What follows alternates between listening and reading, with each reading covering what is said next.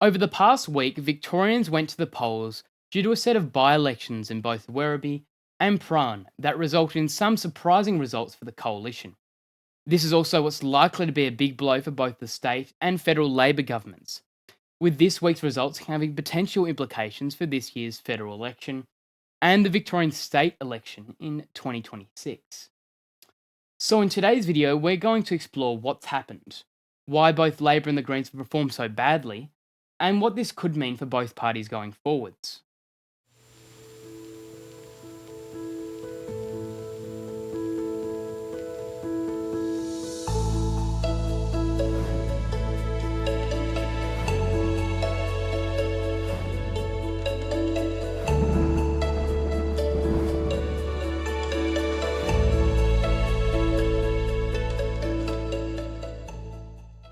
So, as you probably already know, two by-elections were held in the Victorian state seats of Prahran and Werribee, with both seats becoming vacant due to the resignation of Victorian Treasurer Tim Pallas, and for Prahran the resignation of Greens MP Sam Hibbins, who have generally controlled what are considered safe Labor and Green seats. But, as of this week, the Liberals' performance in the polls have surprised a lot of people. If we look at the seat which has already been declared, the seat of Prahran, the Liberals managed to defeat the Greens 51.6 to 48.4 in the two-candidate preferred, with the Liberals receiving a 13.6% swing towards them since 2022. This welcomes back a Liberal MP for the first time in over a decade.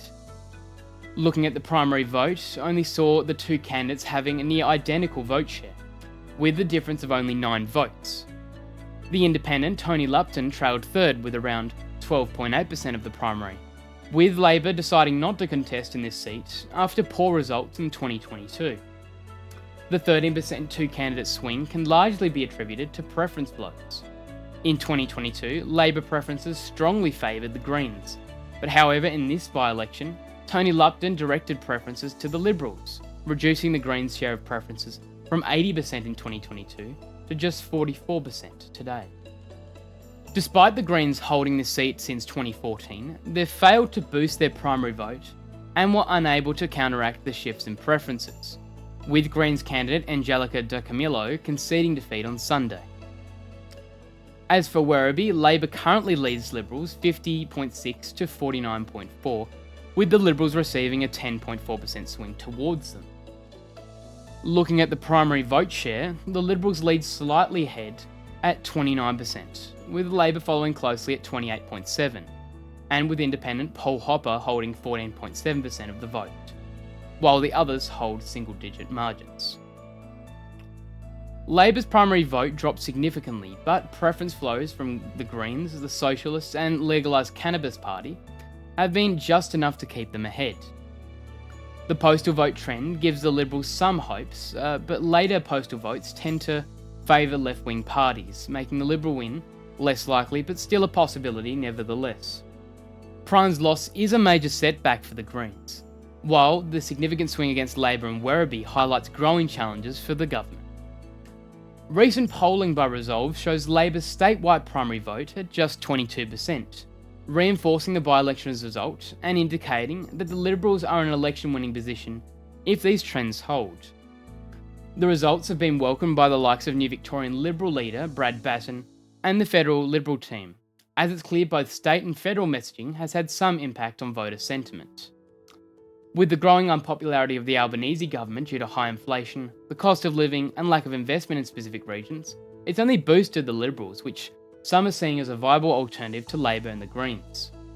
As for the Greens, it's also a poor result on their over-reliance on Labor preferences, and the inability for them to expand their primary vote share, which has only harmed their performance.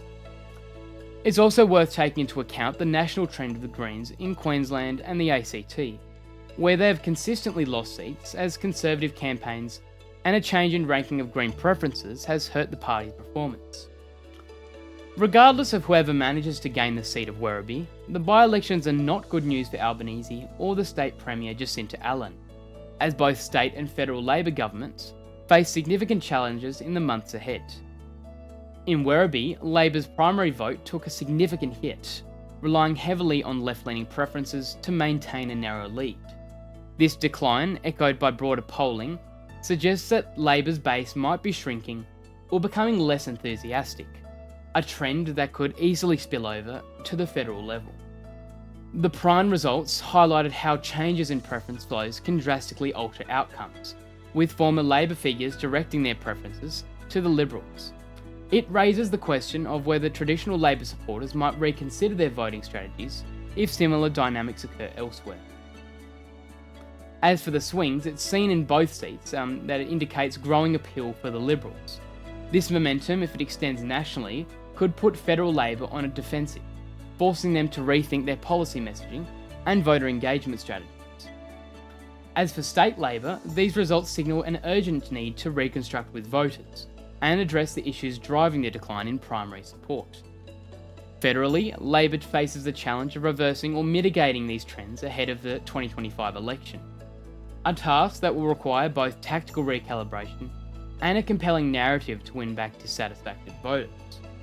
Thank you for watching this video. If you've enjoyed our content, consider subscribing and ringing the bell so you can keep in the loop regarding the important news stories from the world and around Australia.